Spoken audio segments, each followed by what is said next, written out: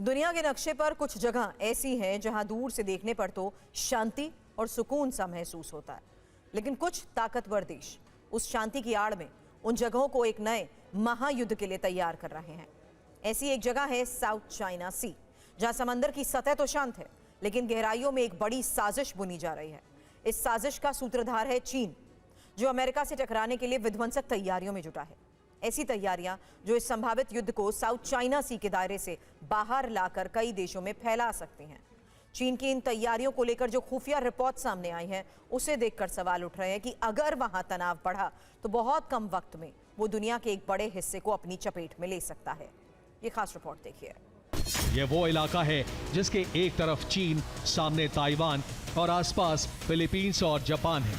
लेकिन ये कहानी तब और खतरनाक हो जाती है जब फिलीपींस और जापान के पीछे अमेरिका खड़ा नजर आता है। बीजिंग का दावा है कि इस पूरे इलाके का 90% हिस्सा उसका है, जबकि फिलीपींस, वियतनाम, मलेशिया, ब्रुनेई और ताइवान भी अलग अलग हिस्सों पर अधिकार जताते हैं।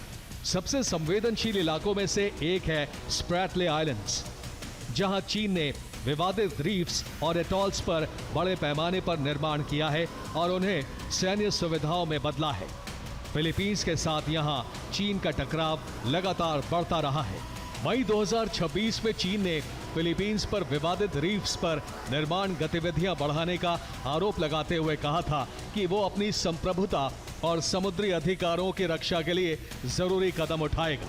ताइवान में चीन वर्सेस अमेरिका, साउथ चाइना सी में चीन वर्सेस फिलीपींस, जापान के साथ चीन की बढ़ती रणनीतिक प्रतिस्पर्धा, कोरियाई प्रायद्वीप में उत्तर कोरिया, दक्षिण कोरिया, अमेरिका और जापान का मोर्चा, यूरोप में रूस और यूक्रेन की 4.5 साल से चल रही जंग और उस युद्ध में नेटो की भूमिका, पश्चिम एशिया में अमेरिका और इजराइल की ईरान से भिड़न। अब आपको उस सैन्य समझौते के बारे में बताते हैं जिसकी दुनिया में काफी चर्चा है। 3 सुन्नी मुस्लिम देश, तुर्की, सऊदी अरब, पाकिस्तान ने मिलकर मक्का संयुक्त रक्षा समझौते पर दस्तखत किए। इस समझौते के बाद इनमें से किसी एक देश पर हमला तीनों देशों पर हमला माना जाएगा। इस डील का खाड़ी देशों पर, भारत पर और पश्चिम देशों पर क्या असर पड़ सकता है, या ये फिर सिर्फ एक कागजी यानी दिखावटी डील है? इस खास रिपोर्ट से समझिए। इसके जॉइंट डिक्लेरेशन में साफ लिखा है, इस डील का उद्देश्य किसी भी प्रकार की आक्रामकता के विरुद्ध सामूहिक प्रतिरोध को मजबूत करना है। इसमें यह प्रावधान है कि तीनों देशों में से किसी एक पर भी सशस्त्र हमला तीनों देशों पर हुआ हमला माना जाएगा। क्या सऊदी अरब का साथ देने के लिए पाकिस्तान और तुर्की ईरान के विरुद्ध सीधी जंग में शामिल होंगे, या फिर सऊदी को तुर्की और पाकिस्तान से धोखा मिलेगा?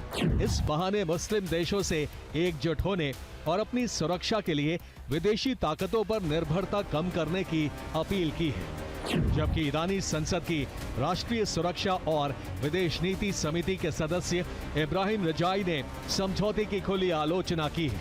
उन्होंने सऊदी को धमकी देते हुए एक्स पर लिखा, पाकिस्तान और तुर्की के साथ कागजी समझौते के बाद भी उसका बचना मुश्किल होगा। तुर्की ऑलरेडी नेटो का मेंबर है, सऊदी के ऊपर यूएस की अच्छी खासी पकड़ है, पाकिस्तान का इसको ज्वाइन करना सिवाय पैसों के कहीं और नज़र नहीं आ रहा। अगर सिर्फ शिया सुन्नी की लड़ाई के लिए देखा जाए तो ईरान शिया अगर अटैक करेगा तो इसको उस रिलीजियस ग्राउंड पर देखा जा सकता है। अगर किसी भी तरह का अटैक इस समय, इस प्रेजेंट सिचुएशन में ईरान अगर करता है सऊदी पर, तो ना तो पाकिस्तान साथ देगा और ना ही तुर्की साथ देगा। Regarding the pact between three countries, this is again a development that we are closely following and we shall keep you updated on that.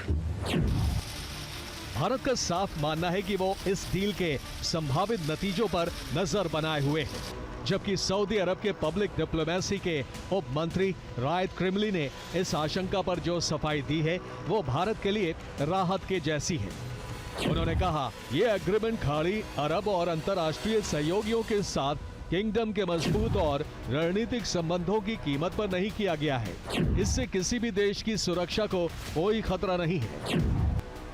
Saudi और भारत के आर्थिक संबंध बहुत मजबूत हैं। भारत और सऊदी अरब में $43 अरब का द्विपक्षीय व्यापार है। सऊदी ने भारत में ऊर्जा, रिफाइनिंग, पेट्रोकेमिकल्स और इंफ्रास्ट्रक्चर में 100 अरब डॉलर तक के निवेश की मंशा जाहिर की है। सऊदी में 25 लाख से ज्यादा भारतीय काम करते हैं, जो वहां की विकास की रीढ़ है। पाकिस्तान के खिलाफ किसी भी तरह का ऑपरेशन सिंदूर टाइप एक्शन अगर होता है तो टर्की तो ऑलरेडी पाकिस्तान के साथ खड़ा था, पिछले बार भी ड्रोन्स दे रहा था, गाइडेंस दे रहा था, मैन पावर भी भेजी थी। सो टर्की का पार्टिसिपेशन इनडायरेक्ट तौर पर बड़ा क्लियर है। जहाँ तक बात है सऊदी की, तो सऊदी और टर्की एक डायरेक्ट कन्फ्रंटेशन इंडिया से इसलिए नहीं चाहेंगे, या उनके पास एक्सक्यूज होगा कि ये कोई इंडिया द्वारा फुल फ्लेजेड वॉर नहीं है, ये सिर्फ टेररिज्म के ऊपर स्ट्राइक है जो एस्केलेट होती है। और अब बात ईरान के सुप्रीम लीडर मुश्तबा खमनेई की। जब से जंग शुरू हुई है तब से मुश्तबा पब्लिक के सामने नहीं आए, ना ही वो किसी से मिल रहे हैं, यहाँ तक कि अपने राष्ट्रपति से भी अंधेरे में मिल रहे हैं। सवाल यही है, मुश्तबा जिंदा हैं या नहीं? अगर जिंदा हैं तो वो दुनिया के सामने क्यों नहीं आ रहे? क्या कोई ऐसा रहस्य है जिसे ईरान छिपा रहा है? इस पर पूरी दुनिया में चर्चा भी हो रही है। ये चर्चा तब और तेज हो गई जब ईरान की तरफ से मुश्तबा का एक और वीडियो जारी किया गया। 12 सेकंड के इस वीडियो में मुश्तबा खमेनी कुछ लोगों से बातचीत करते हुए नजर आ रहे हैं। सवाल यही है, आखिर इस वीडियो के जरिए ईरान ने क्या संदेश देने की कोशिश की है? मुश्तबा जिंदा है, ये बात साबित करने के लिए क्या 12 सेकंड का वीडियो पर्याप्त है? नया वीडियो सामने आया तो मुश्तबा को लेकर रहस्य कैसे और गहरा गया? आपको इससे जुड़ी रिपोर्ट देखनी चाहिए। पज़ेश्कियान ने कहा कि सुप्रीम लीडर मुश्तबा खमेनी से मिलना बहुत मुश्किल हो गया है। पज़ेश्कियान जब खमेनी से मिलने गए तो उन्हें उस कमरे में ले जाया गया जहां खूब अंधेरा था। पज़ेश्कियान अंधेरे में ही एक शख्स से मिले। अंधेरे की वजह से पज़ेश्कियान पहचान नहीं पाए कि जिस शख्स से वो मिल रहे हैं वो मुश्तबा हैं या फिर कोई और अब बात पाकिस्तान के फील्ड मार्शल आसिम मुनीर के उस षड्यंत्र की जो वो सर क्रीक के पास कर रहे हैं। पाकिस्तान ने न सिर्फ सर क्रीक के पास तैनाती बढ़ा दी, बल्कि पाकिस्तानी नौसेना ने तुर्की और चीन के हथियारों के साथ ड्रिल भी की। इससे पहले पाकिस्तान ने भारत की लगती सीमा पर करीब 250 तोप तैनात कर दी। सवाल यही है, आखिर सरहद पर मुनीर की साजिशें अचानक क्यों तेज हो गई? इसके पीछे पाकिस्तान में कई फ्रंट पर भड़का विद्रोह क्यों और कैसे है? आपको इससे जुड़ी रिपोर्ट दिखाते हैं। और बात करते हैं झारखंड के रांची में चल रहे छात्र आंदोलन की। पिछले 16 दिन से चल रहा आंदोलन फिलहाल थमता नहीं दिख रहा। सरकार लगातार छात्रों से बात कर रही है, लेकिन अभी बातचीत का कोई नतीजा नहीं निकला। इस आंदोलन के तहत कल छात्रों ने विधानसभा घेराव का ऐलान किया है। आज सरकार ने छात्रों के साथ बैठक करके मामले को सुलझाने की कोशिश की थी, लेकिन बात नहीं बनी। अब सबकी नजर कल के विधानसभा मार्च पर टिकी है।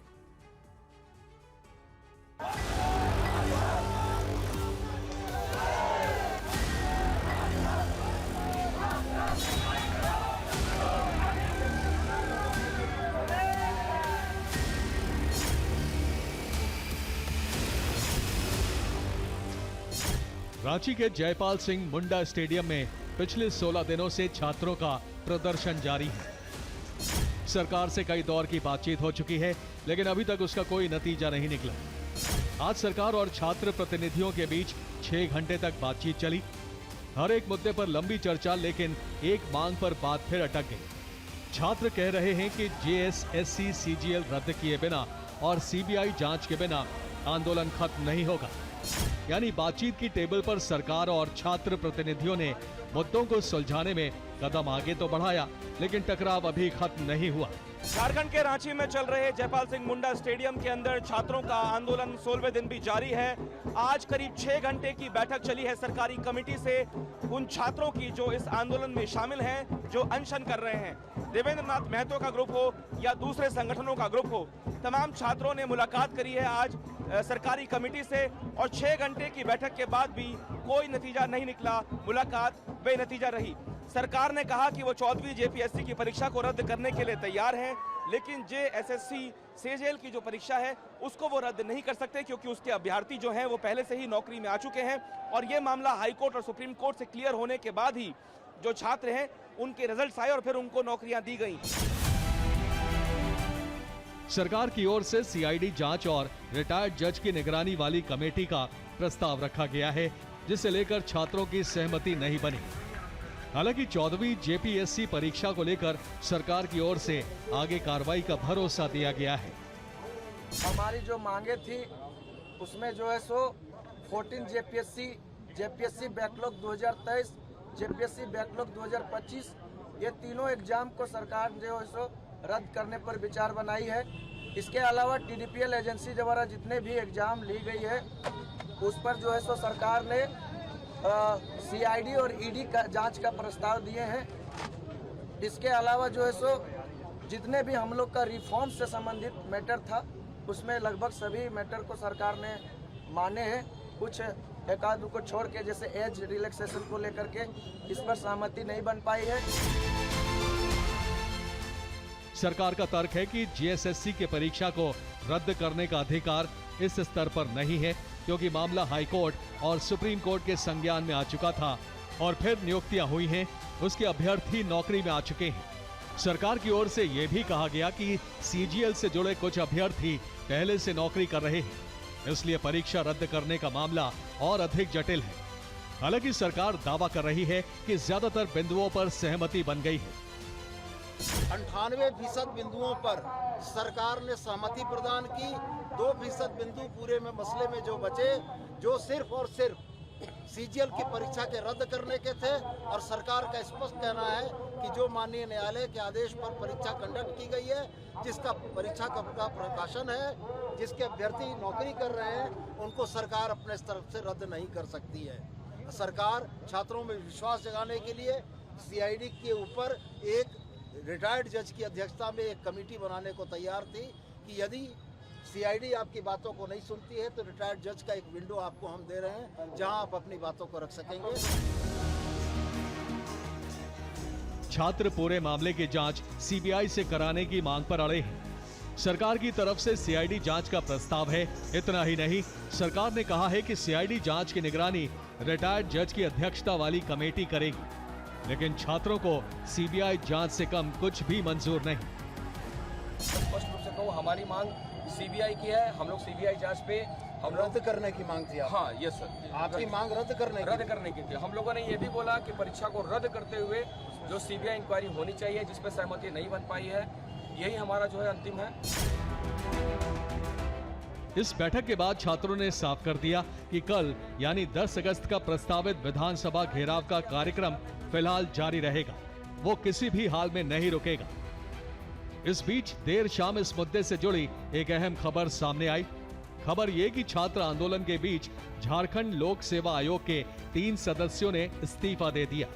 सीआईडी के समन के बाद तीनों ने अपना त्यागपत्र राज्यपाल को भेजा। इन तीनों सदस्यों के नाम हैं अजीता भट्टाचार्य, अनीमा हांसदा और जमाल अहमद। राज्यपाल ने जेपीएससी के तीनों सदस्यों का इस्तीफा मंजूर कर लिया। आपको बता दें कि जेपीएससी द्वारा आयोजित परीक्षाओं में कथित अनियमितता मामले को लेकर सीआईडी की टीम जांच कर रही है। उधर इस आंदोलन के दौरान अनशन पर बैठे छात्र नेता देवेंद्र महतो के स्वास्थ्य में गिरावट की खबर भी सामने आई। डॉक्टर्स की टीम आई हुई है और डॉक्टर्स की जो टीम है वो जो अनशन करता है उनका जो है वो बॉडी चेकअप हो रहा है यहाँ पे। मैं आपको बता दूं कि बीती रात देवेंद्र नाथ महतो, जिनका आज अनशन का 8वां दिन है, उनकी तबीयत बहुत बिगड़ गई थी और जो उनका ग्लूकोज लेवल है वो 53 पे आ गया था। इसीलिए आप देखें कि देवेंद्र नाथ महतो को जो है वो सलाइन चढ़ाया जा रहा है कल रात से। आप सिर्फ और सिर्फ हमारी जो मांग है उसको पूरा कर दीजिए। तो हम ये चाह रहे हैं कि आप अपना ये जो घमंड का रवैया है उसको छोड़ करके हमारी बातों को मान लीजिए। जल्द संज्ञान में नहीं लेंगे तो कल 10 तारीख को विधानसभा का घेराव है। हम लोग हर कोई वीडियो बना करके तो छोड़ रहे हैं। दिनों दिन जनसंख्या भीड़ बढ़ते जा रहा है जयपाल सिंह मुंडा स्टेडियम में। और अगर यदि सरकार को ये भ्रम है कि उन लोग 2-3 गुटों में बंटा है, ऐसा कुछ नहीं है।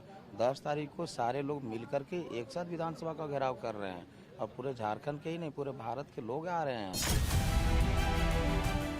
छात्रों का कहना है कि जब तक उनकी मांगे नहीं मानी जाती तब तक ये आंदोलन चलता रहेगा। हालांकि सरकार का कहना है कि इस मामले में किसी भी दोषी को बख्शा नहीं जाएगा। नौजवानों को न्याय भी मिलेगा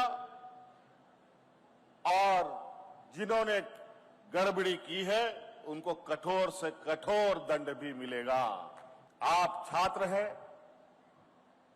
आपका अधिकार है और आपका अधिकार आपको मिले, आपको न्याय मिले, ये काम करने की जिम्मेवारी सरकार की है, जो पूरा होगा।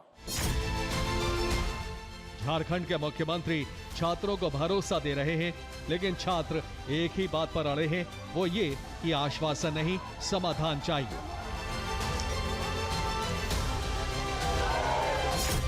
रांची से शिवांग माथुर, TV9 भारतवर्ष। अब उस विस्फोटक युद्ध की आहट जिसमें ईरान और अमेरिका नहीं बल्कि अमेरिका और रूस की भिड़ंत हो सकती है। ऐसी रिपोर्ट्स हैं कि दो सुपर पावर के बीच महाजंग का शुरुआती ट्रिगर पुतिन दबा सकते हैं। पश्चिम एशिया में भारी तनाव के बीच ये खबर पूरी दुनिया में खतरे की घंटी बजा रही है। आखिर मॉस्को का वो सीक्रेट प्लान है क्या जिसमें महाविनाश की झलक दिख रही है? इस रिपोर्ट से समझिए। सवाल है, क्या रूस की फौज नेटो पर हमला करेगी? क्या नेटो के नाम पर रूस अमेरिका भिड़ जाएंगे? डोनाल्ड ट्रंप के जासूसों ने चेतावनी दी कि पुतिन नेटो की ताकत का टेस्ट करने के लिए किसी सदस्य देश पर सीमित हमला कर सकते हैं। इस अटैक की कोई तारीख नहीं बताई गई, लेकिन ये जरूर कहा गया कि कुछ महीनों में इसका ट्रेलर दिख सकता है। अमेरिका का अनुमान है कि पुतिन का अगला टारगेट बाल्टिक देश हो सकते हैं। लातविया, लिथुआनिया, एस्टोनिया या पोलैंड में कोई एक देश निशाने पर आ सकता है। इन चारों देशों में सबसे ज्यादा खतरा पोलैंड पर मंडरा रहा है। खुफिया रिपोर्ट्स ये भी बताती हैं कि रूस साइबर अटैक से लेकर सीमित सैन्य घुसपैठ तक के कई विकल्पों पर विचार कर रहा है। यानी ऐसा हमला जो तनाव तो बढ़ाए लेकिन नेटो को सीधे बड़े युद्ध में ना धकेले। मतलब ये कि एक तरह से अमेरिका को उकसाने वाला कदम होगा, क्योंकि नेटो में वही सर्वशक्तिशाली। इसी हफ्ते जर्मनी के एक एयरपोर्ट पर विस्फोटक से लैस ड्रोन मिला, जिसका कनेक्शन रूसी खुफिया एजेंसी से जोड़ा गया। बताया गया कि ड्रोन में मिलिट्री ग्रेड के विस्फोटक थे। मई में रोमानिया में एक इमारत पर विस्फोटक ड्रोन गिरा था। पिछले साल सितंबर में पोलैंड के एयर स्पेस में घुसे रूसी ड्रोन को नेटो फाइटर जेट्स ने मार गिराया था। नेटो देशों में ये घटनाएं मिलकर एक ऐसे पैटर्न की ओर इशारा करती हैं जिसे रक्षा विशेषज्ञ हाइब्रिड वॉरफेयर का हिस्सा मान रहे हैं।